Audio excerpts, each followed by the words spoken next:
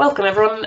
We've just finished reading A Woman of First by Edna Adan Ismail, which tells her story of growing up in Somaliland, training as a midwife in the UK, becoming the First Lady of the Somali Republic, working for the World Health Organization around the world, and tirelessly fighting to improve medical care for women and her compatriots in her home of Somaliland. ShelterBox has been working in the region for the last 4 years, having helped over 6,000 families across 5 projects. Aaron Watts-Jones has been the operations lead for our work in Somaliland, visiting the region 4 times, and he's going to kindly talk us through some of our responses there. Welcome. I suppose the first bit to start is what happened in Somaliland in 2017, which triggered ShelterBox to respond? Well, Somaliland and the Horn of Africa, I suppose, is susceptible to a number of different climatic shocks. And I suppose drought within that is synonymous with the region as well. You'll have heard of intermittent drought periods going back across the decades. But the difference now is that it's really is increasing in its frequency and intensity. Now, the Somaliland drought actually began in 2016, where we saw long periods of below average rainfall. If you look at the culture of Somaliland, majority of the people are nomadic pastoralists, so they move with the weather patterns, they follow the pastures with the rainfall, and it allows them to feed their livestock. You know, they can take their goats, their camels, their sheep, and they just move with the weather systems. But from 2016 onwards, we saw a real shortfall in that rain, and it wasn't just one-off at one point in the season, it was successive shortfalls. And because of that, unfortunately, quite a high proportion of the livestock actually perished. I think at its peak, there was 85% of the livestock actually died. And with that goes their livelihoods and their way of life. So they really do exist on the forefront of climate change and are really susceptible and vulnerable to these climatic shocks. And because of that, we saw a mass displacement from these rural populations, moving towards more urban areas, to towns and cities where they could access, water, food, shelter, sanitation, and any form of economic support from aid agencies like ourselves, but of course the Somali government as well. Okay, brilliant. And what did we provide to families in the region, and how did we get that aid there as well? So we put together 5 projects in total, and actually if you look at the project, the evolution of the kit composition changed slightly, not dramatically, but with our successive rounds of monitoring and evaluation, we were really able to evaluate the impact and then make the changes project on project. But towards the end of our program there, we were mainly focused on the sheltering elements being tarpaulins. The plastic sheeting allowed for the protection of the families against environmental extremes, so harsh winds, harsh rains, dust, for example, and given that level of privacy and dignity that they obviously are yearning for. And the fixing element with that was something as simple as rope. If you look at the culture in Somalia and the region, what you'll see is a lot of the shelters are actually aqua-style shelters, so they're these cylindrical little abodes. And so really, when we were looking to support them, we weren't looking to redefine the shelter in any way, shape or form. What we wanted to do is provide an aid package that really complemented existing practices and their culture, really. If you research the word aqua-style huts, you'll see exactly what I'm talking about. And the tarpaulins really allowed for us to provide that basic shelter, but was really in keeping with the local culture, as I say. But the household item packages we supported them with included mosquito nets for obvious reasons, but we also included 2 solar lights. One solar light was primarily used for indoor activity during the nighttime, with the other one allowing the flexibility of households to move around the camp or their area at nighttime with the luxury of light. But then also looking at things like high thermal blankets, high thermal out in the region of the Horn of Africa. Why, would you ask?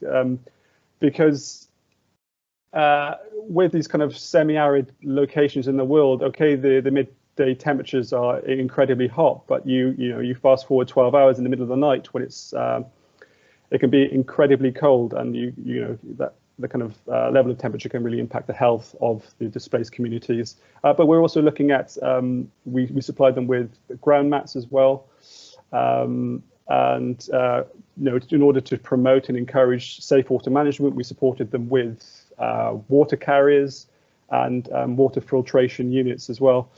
And also looking kind of inside at kind of trying to instill some form of routine and kind of family structure. We felt that obviously providing kitchen sets in the form of ladles, pans, plates, knives and forks really helped to reinforce that sense of normality following the communities being displaced and finding themselves in a completely new area without quite often a lot of their items that they would have had previously.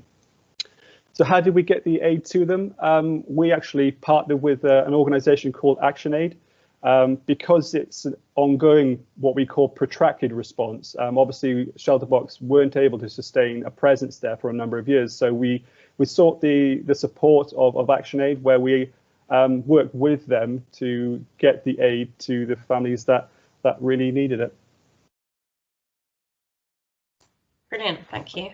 That's a really wide-ranging package of aid, and I really like what you said about adding to the cultural practices of shelter rather than trying to impose our own idea of it. Yeah, exactly. What was it like working through a partner in the region? Working through a partner, it's always going to present its own unique challenges. But in this instance, I can confidently say that our relationship and partnership with ActionAid was a really good one. And you were citing figures earlier of us supporting over 6,000 households. That can't be done if you're not working within an effective partnership.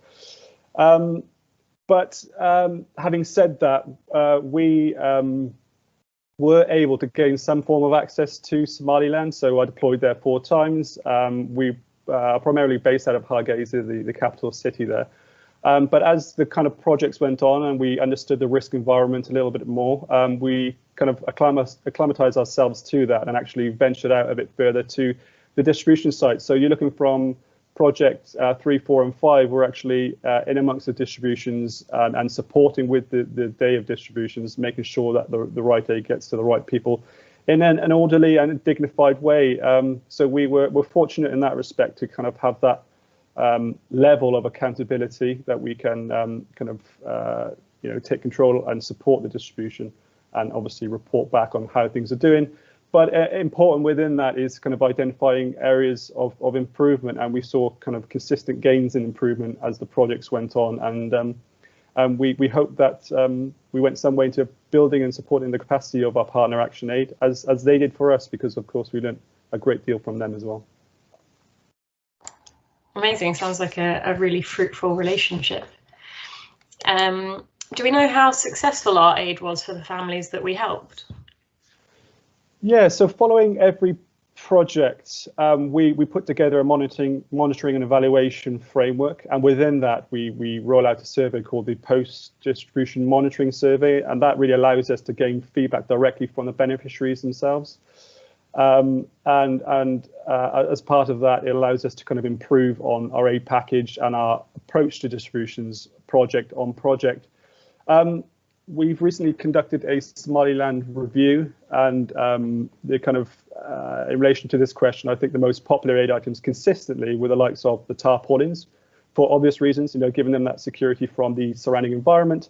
But also the solar lights were really well received. Obviously, having the luxury of being able to kind of bring light to your home can't be understated, and I'm sure gave them a great deal of comfort when they needed it. And I was mentioned earlier about the kind of nighttime temperatures. The blankets were really, really well received, and families were able to kind of really utilize these at the times when it was most needed. But interestingly, actually, one of the household items that's often overlooked is the shelter box, the green box itself. That came back with consistently positive feedback as well, because it offers a whole number of things, but primarily is used for a nice little simple storage solution, and we found that really quite interesting. Amazing, I love that. How did the situation progress between 2017 to now? The drought really started in 2016, and from that we saw, 2016, 17, 18, we saw kind of consecutive drought periods, and that was kind of having real compounding effects on the communities that were just about able to kind of eke out an existence in the rural areas of Somaliland. But kind of, following that, towards the end of 2019, the rains did start to come back to some degree of normalcy. In parts, there was too much rain, and it obviously caused a bit of flash flooding, displacement in that respect. But following that, we've also seen this year consistent seasonal rains as well. And so for ShelterBox being an emergency shelter organisation, we felt that actually, okay, the drought has passed, but the displacement is still there and the needs are still there. But it's actually become more than just an emergency situation. It's become a developmental issue, if you like, because there are a whole load of structural challenges that exist there, not least access to land rights, which is really important when you're considering kind of long-term recovery. One of the kind of always interesting aspects of going out on deployment was actually talking to the beneficiaries and affected communities themselves. And when I got the opportunity to do that, I always was told that they have actually no intention of returning back to their previous way of life because it's so threatened and so vulnerable due to climate change. So actually those that are displaced, the majority of them want to remain in the camps because they know that they have access to kind of all the kind of food, water, support that they need to varying degrees. So then it becomes a question of, okay, if they're going to remain in these displacement camps, and the longer term solution should be towards more permanent shelter and actually having access to the land itself, which is an incredibly challenging given the context of Somalia and Somaliland. So it was felt that ShelterBox's work kind of post 2019, once we kind of evaluated our approach, wouldn't be contributing towards that lasting change that needs to happen. And so we felt that accountability to ourselves, our supporters, and the affected communities themselves would be doing them a disservice if we carried on with our kind of very streamlined emergency approach. Absolutely, that makes complete sense. And in a way, it's really like there's definite positives there, in that the drought is finished to an extent. But yeah, it will be interesting to see how Somalia and Somaliland kind of deal with that long-term impact of people moving from a nomadic lifestyle to a more stationary one. Yeah, exactly. And I think kind of just caveating what I've just said, I've been talking about climate change and the kind of unpredictable nature of the weather patterns now. Okay, this program that we've been running for the last few years has finished, but we don't know what's coming around the corner. Whether that's cyclone running through Somaliland causing flash flooding, displacement, or perhaps another drought in a few years. So we're keeping our eye very, very kind of close to the situation. We continue to monitor it. So it's not kind of a stronger line in the Somaliland by any means. And I suppose having that relationship with ActionAid as well means that we can go back if and when needed.